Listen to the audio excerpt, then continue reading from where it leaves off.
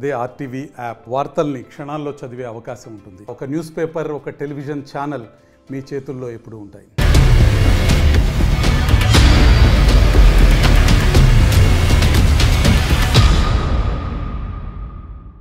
Welcome to leaders war. ఆంధ్రప్రదేశ్లో ఎన్నికల దగ్గర పడుతున్న కొద్దీ మాటల యుద్ధం పతాక స్థాయికి చేరుకుంటోంది. ప్రచారంలో దూకి నేతలు తమ ప్రచారాన్ని హోరెత్తించేస్తున్నారు. నియోజకవర్గాలు అడుగు పెడుతూ ఉంటే కనుక ఆ మంటలు సెగ ఎగ్జాక్ట్గా ఫీల్ చేయొచ్చు. ఈ నేపథ్యంలో ఆయా నియోజకవర్గాల పరిస్థితి ఎలా ఉంది, ఎవరి మధ్య ఎటువంటి వ్యూహాలు ఉన్నాయి, ఎవరెవరు ఎటువంటి వ్యూహాలతో ముందుకు వెళుతున్నారు, ఇవన్నీ మీ ముందుంచే ప్రయత్నం చేస్తున్నాం.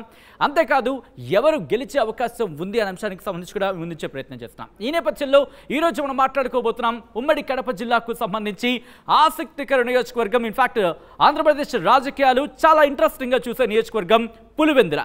పులివెందుల నుంచి ఎవరు బరిలోకి దిగుతున్నారు, ఏ పార్టీ నుంచి బరిలోకి దిగుతున్నారు, అక్కడ ఎవరు వ్యూహాలేంటి, ముందుగా ఎవరెవరు బరిలో దిగుతున్నారు, వాళ్ళ ప్రొఫైల్స్ ఏంటి చూసే ప్రయత్నం చేద్దాం.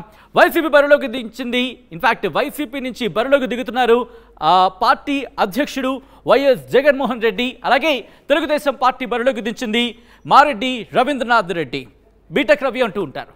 సో వీళ్ళిద్దరికి సంబంధించి ప్రొఫైల్స్ చూద్దాం. ముందుగా వైసీపీ నుంచి వైఎస్ జగన్మోహన్ రెడ్డి ప్రొఫైల్ కనుక చూస్తే, రెడ్డి సామాజిక వర్గానికి చెందిన నేత, బీకామ్ చదువుకున్నారు, ప్రస్తుతం ఆంధ్రప్రదేశ్ ముఖ్యమంత్రిగా ఉన్నారు వైఎస్ జగన్మోహన్ రెడ్డి. ఇక అలాగే 2009లో తొలిసారి కాంగ్రెస్ నుంచి కడప ఎంపీగా పోటీ చేశారు, గెలిచారు. తండ్రి రాజశేఖర్ రెడ్డి మరణం తర్వాత వైసీపీ పార్టీని స్థాపించారు ఈయన.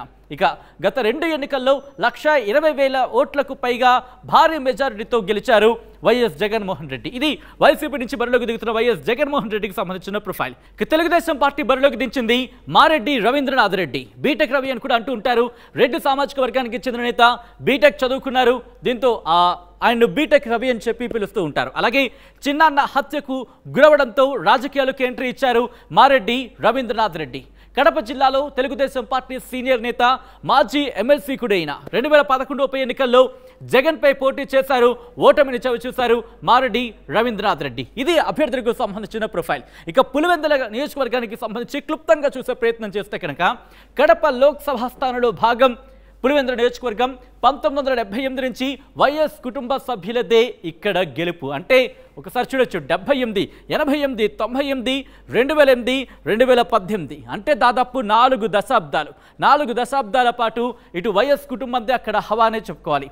ఇక సింహాద్రిపురం, లింగాల, తొండూరు, పులివెందుల, వేముల, వేంపల్లి, చక్రాయపేట మండలాలు పులివెందుల నియోజకవర్గం పరిధిలోకి వస్తాయి.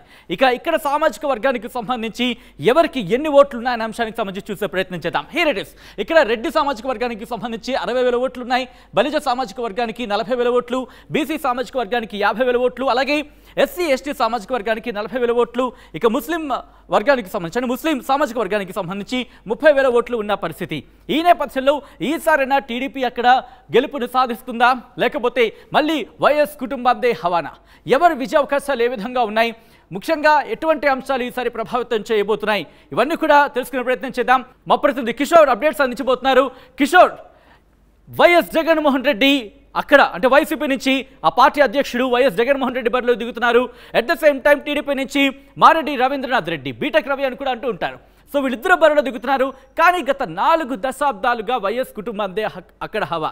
సో ఈసారి టీడీపీ గెలవడానికి ఎటువంటి ప్రయత్నాలు చేస్తోంది, విజయ అవకాశాలు ఏ విధంగా ఉన్నాయి, అక్కడ ప్రభావితం చూపించే అంశాలేంటి? Thank you Sachin. ఏదైతే పులివెందుల నియోజకవర్గంలో సీఎం జగన్మోహన్ రెడ్డి పోటీ చేస్తున్న నేపథ్యంలో కూడా అక్కడ అంతా కూడా ఆసక్తికరమైన పరిణామాలు చోటు చేస్తున్నాయని చెప్పవచ్చు. ఎందుకంటే వివేక హత్య కేసుకు సంబంధించి ఏదైతే ఇటీవల కాలంలో గత వారం రోజులుగా కూడా ఆమె షర్మిల ఏపీ పిసిసి చీఫ్ గా ఈ ప్రాంతంలో పర్యటించింది. పులివెందులలో కూడా ప్రజల్లో మార్పు తీసుకొచ్చే ప్రయత్నం చేసింది. ఓవైపు సంబంధించినటువంటి అంశాన్ని వివరిస్తూ కూడా పదవులను అర్జించే ప్రయత్నం చేశారు. ఒకవైపు కొంగు పట్టుకొని ఓటు వేయొద్దంటూ కూడా సూచింది. అయితే ఒక రకంగా ఆమె కడప పార్లమెంట్ అభ్యర్థిగా బరిలోకి దిగుతున్న తరుణంలో కూడా అక్కడ పులివెందుల నియోజకవర్గం ఒక భాగం. అందులో భాగంగానే పులివెందులలో కూడా అటు ఈ ప్రభావం ఎక్కువగా చూపే అవకాశాలు లేకపోయినటువంటి భావనలు కూడా అటు వినిపిస్తుంది. మరోవైపు ఏదైతే ప్రభుత్వం ఇప్పటికే సీఎం జగన్మోహన్ రెడ్డి ప్రాతినిధ్యం వహిస్తున్నటువంటి నియోజకవర్గం కావడంతో ఇప్పటికే ఏదైతే అభివృద్ధికి సంబంధించినటువంటి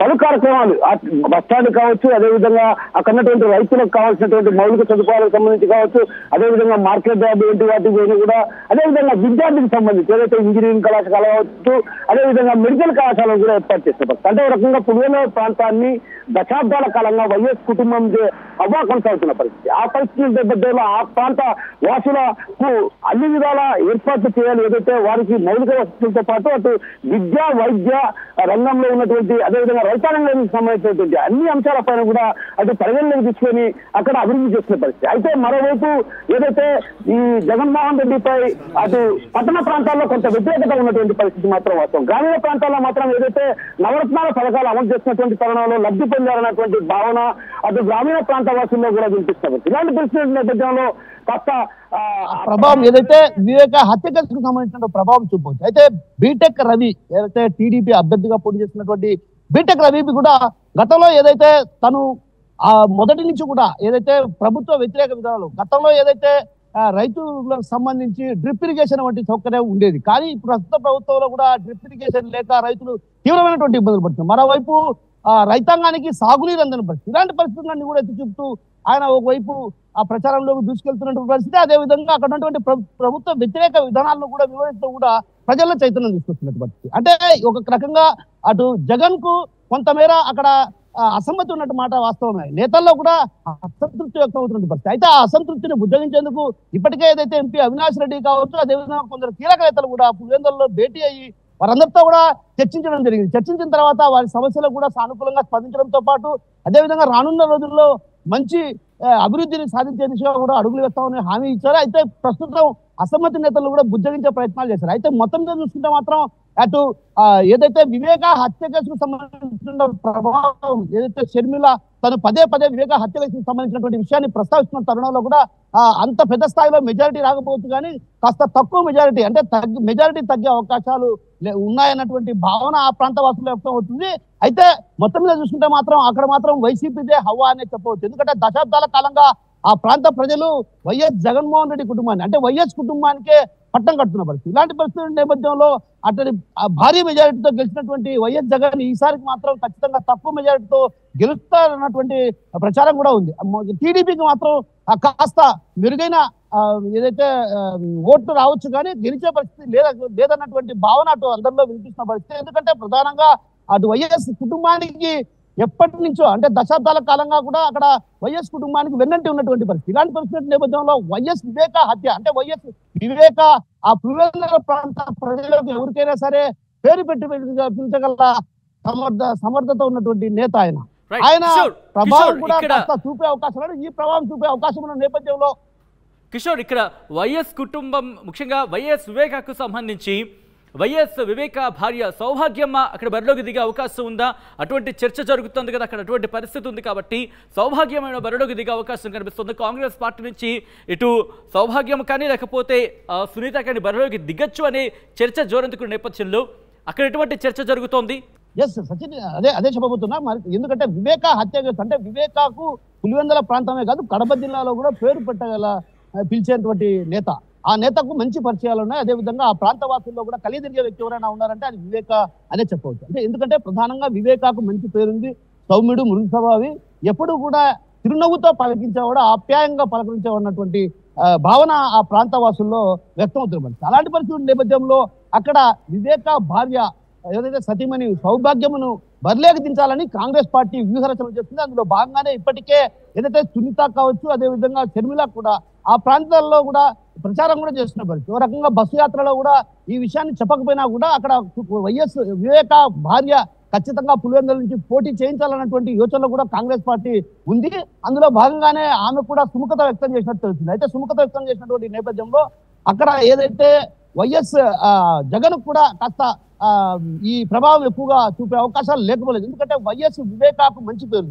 వైఎస్ కుటుంబంలో వైఎస్ వివేక అంటే పులివెందుల ప్రాంతం ప్రజల్లో ఎవరిని అడిగినా కూడా వైఎస్ వివేక అంతటి సౌమ్యుడు, మృదుస్వభావి ఉండబోరన్నటువంటి భావన, అదేవిధంగా ఆయనకు ఖచ్చితంగా ఏదైతే మద్దతు పలకాలన్నటువంటి భావన కూడా ఆ ప్రాంత వాసులో వ్యక్తం అవుతున్న పరిస్థితి. అయితే మొత్తం మీద చూసుకుంటే మాత్రం వివేక ప్రభావం ఖచ్చితంగా చూపే అవకాశాలు లేకపోలేదు. ఎందుకంటే సౌభాగ్యమో పోటీ చేస్తే మాత్రం అక్కడ ప్రభావం భారీగానే ఉండే అవకాశాలు కూడా ఉంటాయి. అయితే మెజారిటీ మాత్రం తగ్గే అవకాశాలు ఉంటాయి కానీ అంతే గెలుపుకు మాత్రం ఎలాంటి దోకా లేదన్నటువంటి భావన ఆ ప్రాంత ప్రజల్లో వ్యక్తం అవుతుంది. ఎందుకంటే ఇందుకు ప్రధాన కారణం అక్కడుంటే నేతలంతా కూడా వైఎస్ జగన్మోహన్ రెడ్డి కావచ్చు, అదేవిధంగా వైఎస్ అవినాష్ రెడ్డి సంబంధించినటువంటి అనుచరవర్గం అంతా కూడా మండలాల్లో వారీగా వేసుకొని ఆ ప్రచారాలు అదే ఇతరత్ర కార్యక్రమాలు నిర్వహిస్తున్న పరిస్థితి నేపథ్యంలో ఖచ్చితంగా రానున్న ఏదైతే జరగనున్న ఎన్నికల్లో మాత్రం ఖచ్చితంగా వైఎస్ జగన్మోహన్ రెడ్డి గెలుస్తారన్నటువంటి ధీమా అటు వారిలో వ్యక్తం అవుతున్న పరిస్థితి. మరోవైపు మెజారిటీ మాత్రం భారీ స్థాయిలో తగ్గే అవకాశాలు లేకపోలేనటువంటి భావనలు కూడా ఇక్కడ వినిపిస్తున్న పరిస్థితి ప్రధానంగా కనిపిస్తుంది. Sachin right Kishore, thanks for updates. మొత్తంగా అయితే మాత్రం పులివెందులకు సంబంధించి ఈసారి ఒక టఫ్ ఫైట్ నెలకొనే అవకాశం ఉంది. కానీ వైఎస్ కుటుంబానికి సంబంధించి ముఖ్యంగా జగన్మోహన్ రెడ్డి వైపే అక్కడ మొగ్గు చూపుతున్నారనే ఒక ముఖ్యంగా అటువంటి చర్చ అయితే మాత్రం అక్కడ జరుగుతుంది. సో చూడాలి మరి ముఖ్యంగా అక్కడ జరుగుతున్న పరిణామాలు కావచ్చు, లేకపోతే ప్రచారం కావచ్చు, ఇవన్నీ కూడా ఎటువంటి పరిణామాలకు దారితీయచ్చు, ఎవరిని గెలిపించవచ్చు అనే అంశానికి సంబంధించి మాత్రం ఒక ఉత్కంఠ కొనసాగుతుంది. సో ఈసారి పులివెందులకు సంబంధించి ఏం జరగబోతోంది అనేది ఒక ఇంట్రెస్టింగ్ అలాగే ఒక ఉత్కంఠను కలిగిస్తుందని చెప్పుకోవాలి. ఎందుకంటే ఏం జరిగినా సరే అది ఒక చరిత్ర కింద నిలుస్తుంది. ఎందుకంటే ముఖ్యంగా ఇప్పుడు అక్కడ జరుగుతున్న రాజకీయ పరిణామాలు కావచ్చు, లేకపోతే ప్రచారం కావచ్చు, వీటన్నిటిని పరిశీలిస్తే కనుక ఇటు వైసీపీ గెలిచిన చరిత్ర కింద మనం భావించవచ్చు. At the same time Telugu Desam పార్టీకి సంబంధించి అక్కడ గెలుపు అవకాశాలకు సంబంధించి ప్రతి వ్యూహాలతో ముందుకెళ్తుంది. కాబట్టి ఒకవేళ టీడీపీ గెలిచినా అదొక చరిత్ర కింద మారే అవకాశం ఉంది. At the same time Congress కూడా ఎవరిని బరిలోకి దించుతున్న అంశానికి సంబంధించి చాలా ఇంట్రెస్టింగ్ డిస్కషన్స్ అయితే జరుగుతున్నాయి. సో చూద్దాం ఏం జరగబోతుంది, ప్రజలు ఎవరిని తమ ఎమ్మెల్యేగా పులివెందుల నుంచి అసెంబ్లీకి పంపించబోతున్న అంశానికి సంబంధించి మే 13న డిసైడ్ చేయబోతున్నారు. At the same time June 4న ఆ వ్యక్తి ఎవరు అనేది చూద్దాం.